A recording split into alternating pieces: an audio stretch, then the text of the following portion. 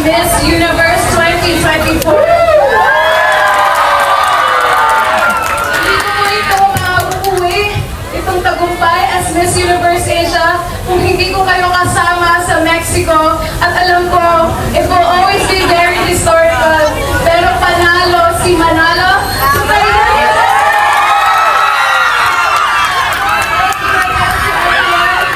So papunta po dito, sa lahat po ng mga nagpunta sa parade, meron pa tayo ulit bukas, maglalakad tayo.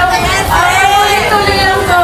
Maraming salamat po. Hindi ako masasabi ko salamat sa lahat ng mga tumulong sa akin, sa lahat ng mga fans, sa Miss Universe Philippines Organization, to all of our media partners, to all of you here right now.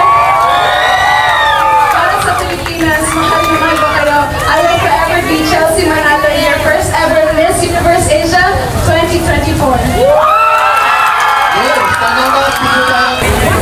Last natin yung banda and the pianatic and mga tayo. Diba? Okay, ACH po.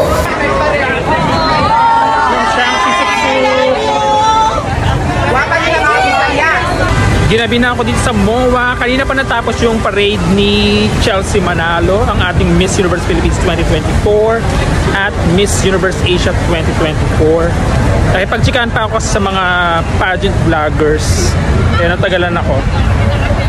So, di ko na alam gagawin ko. Uwi na ba ako? Or imimit si Edwin. Nasa SMB Kutan yata siya.